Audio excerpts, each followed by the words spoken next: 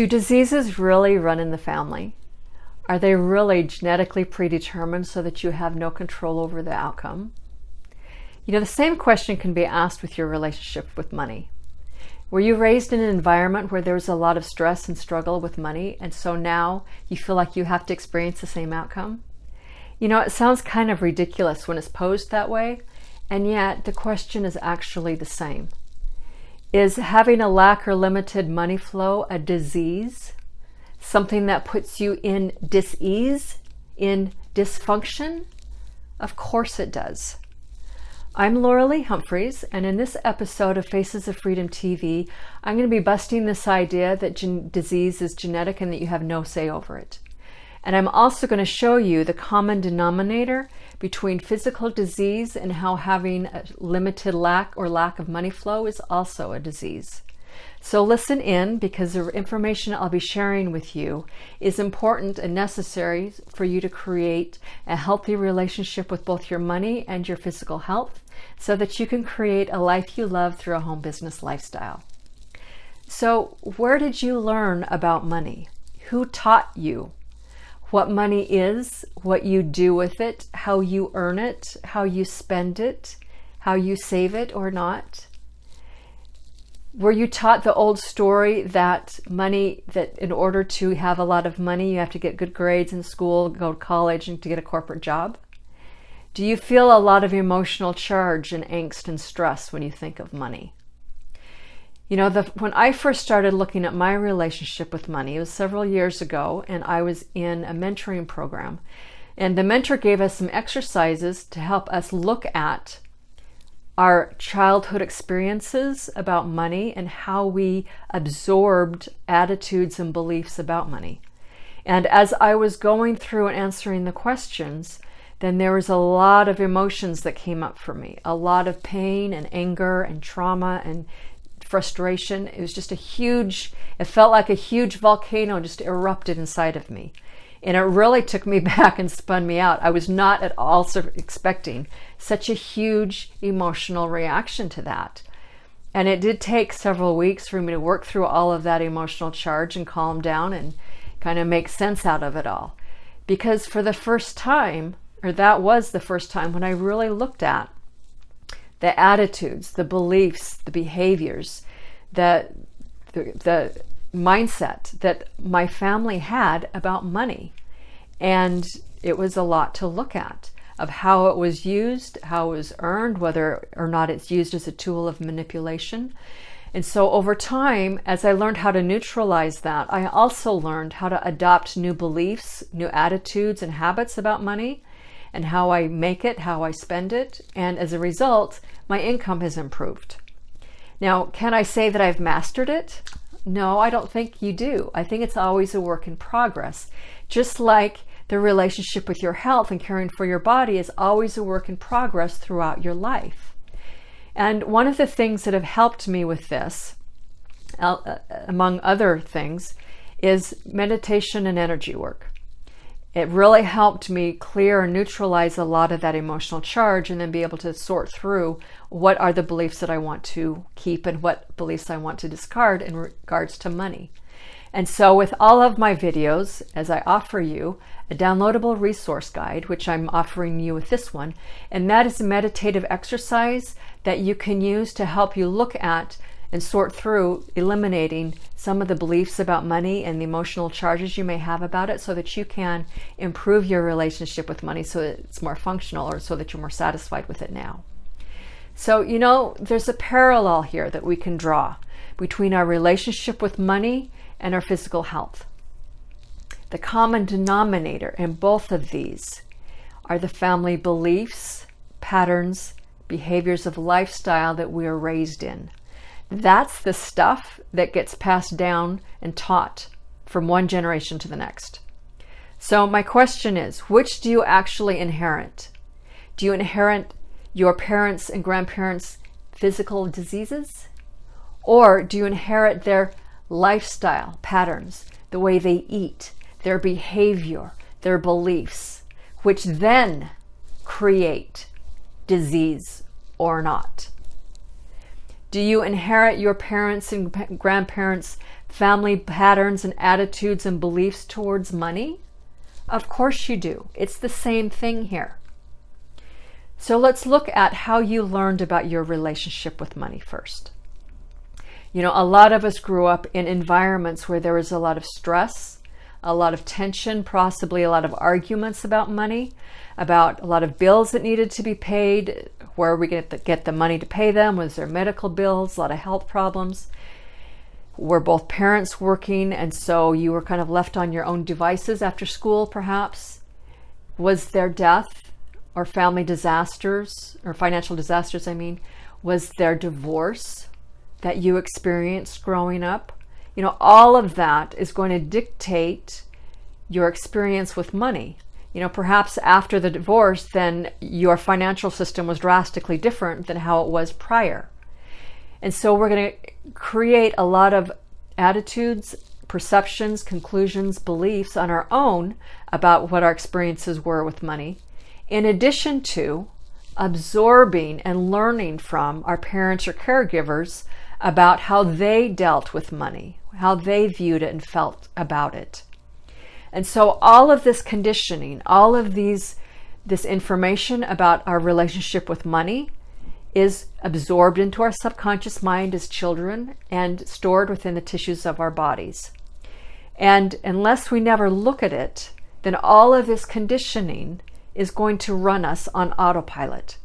It's going to create a very predictable outcome, and we're just going to be blindly, unconsciously going about our lives, living out this conditioned pattern of how we deal with money.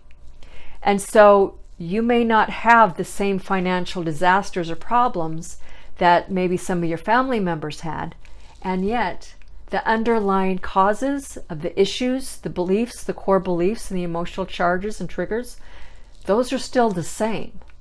Unless or until you decide to look at them, bring them to light, become consciously aware of them, heal, and transform them. So my question to you is, how much inner work have you done around your relationship with money? Are you running on autopilot, or have you done a lot to transform it to where it's something that works better for you now as an adult? And as I mentioned before, one thing that helped me is the meditation and energy work exercises, which again, grab my downloadable resource guide and use it if there's something that you want to improve about your relationship with money, if there's something you want to eliminate, it's some emotional charge or something that you want to work through. That guide can help you. So grab it. It's in the link to download it is below this video. So let's look at how this now parallels with physical disease. So we can see easily how our family's attitudes about money and behaviors and their emotional responses set us up, teach us about our relationship with money. And yet it's the same thing about the generational family patterns of behavior towards health and diet. We learn from our caregivers, from our family environment, how to eat, what to eat, when to eat, how we feel about food, how we feel about our bodies, how we care for our bodies, how we feel about health. All of that material, again, all of those attitudes and beliefs and behaviors, especially the nonverbal, unexpressed behaviors about diet, about health, all of that we absorb as children too. And over time, again, if nothing changes, if you eat the same way as, say, your family, as your aunts and uncles did, then you're setting yourself up to go down the same direction, the same path that they did, and then you wonder why you have a similar disease. Well, hello, it's lifestyle, it's choices, it's what you put in your mouth, it's how you feel about yourself. So it's not so much about, oh, they have this disease, therefore I'm destined to inherit it. No. You can make different choices. Just because they chose to eat a poor diet, say of too much animal product, of a lot of processed packaged foods that were laden with toxic chemicals in those foods, Just because that's what they wanted, that dictated how their health went, does not mean you have to do the same thing. So don't feel like you have no choice or no say in the matter. It's a lifestyle factor. All of this, whether or not you get diseased or stay healthy, it's more dictated by your consciousness, by your lifestyle, by your choices, by what types of food you choose to eat, the amount of stress that you have in your life, how much satisfaction and happiness you have with yourself, with your relationships, with your money, with your career, with what you do in your life. That will determine, in large measure, the state of your health. It determines how your genes are read. So did you know that there is a protein sleeve that covers your genes? And whether or not that sleeve is pulled back determines whether or not that section of the gene is read, because it can be seen. And if the section of the gene is covered up with that protein sleeve, then it's not read. So what determines whether or not the gene is covered up with that protein sleeve? It's your lifestyle, your consciousness, your energetic environment. So the energetic environment that I'm referring to is all of the above factors: how you feel about yourself, the amount of stress, the amount of happiness you have, your overall lifestyle, your behaviors. All of that energy creates an environment within your body. And your cells read that energy of that internal environment that you've created. And that determines whether or not that protein sleeve is pulled back and read or not.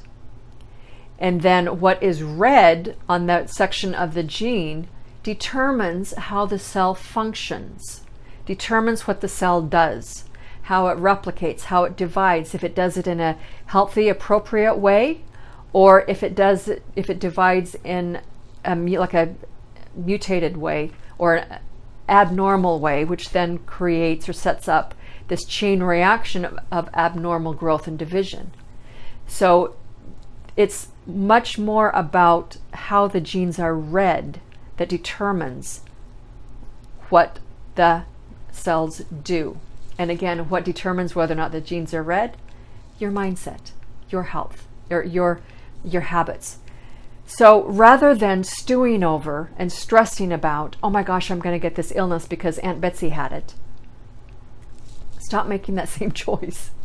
Stop feeding that fear. Stop getting all stressed out, because that will create a chemical cascade in your body of stress and fear, which will dictate the environment that your cells live in and read, which will then determine whether or not how your genes are read.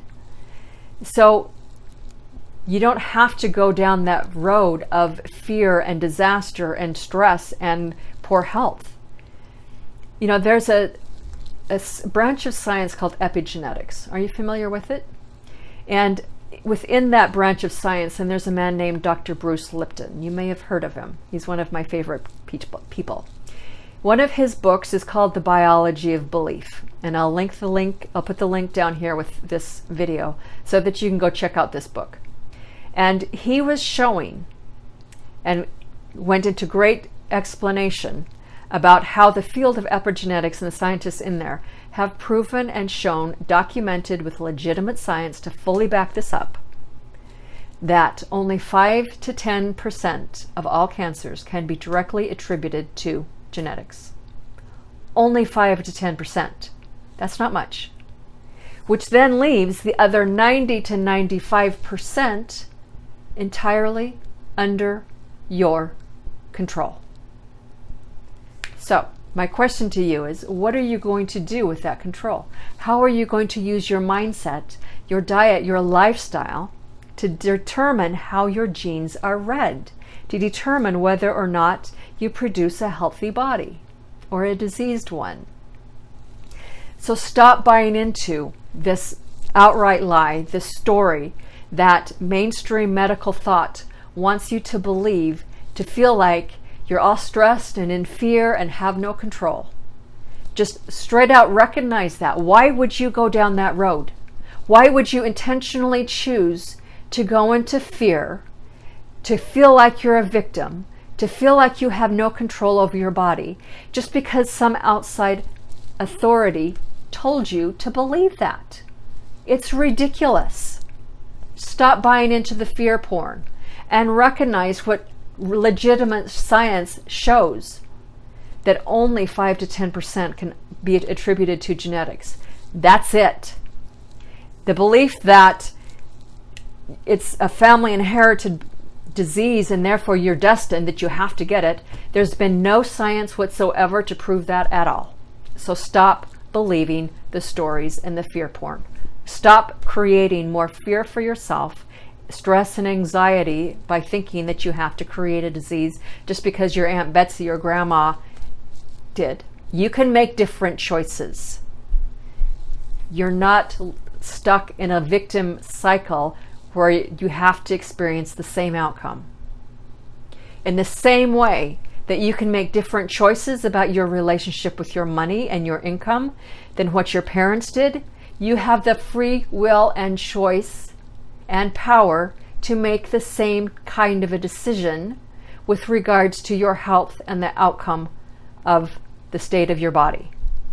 So look at your mindset, your state of energy, your diet, how you care for yourself, the degree of happiness that you experience in your life. Those are the things that determine whether or not you set yourself up for disease. You can change that. You don't have to repeat the same pattern as your parents and grandparents and generations before you. You are quite capable of taking the power into your own hands and making different choices, which is what I encourage you to do. So again, grab my resource guide for this week, this meditative exercise, which helps you change the course of the family patterns. If you recognize things in your family patterns and how you were taught about money and about food and diet, then change it. If it doesn't work for you, you can change it. And the downloadable resource guide that I have will help you do that. So grab that and let me know how it goes for you. So I'd love to hear from you. Did you find value in this video? What were you taught by your caregivers and parents about money and how to use it? What were you taught about your parents and caregivers about health and diet and what creates health? Did they teach you that you can change it if you want? So leave a comment below. I'd love to hear your thoughts on this, and share this video and subscribe to this channel, Faces of Freedom. Each week, as you know, I drop a new video with some tips and resources that can help you create a life that you love through a home business lifestyle. So if you'd like to also learn more about what I do and possibly ask me about my business, then you can find me at my website, lauraleehumphreys.com. You can also find me on Facebook under Laura Lee Humphreys. And so until next week, take care.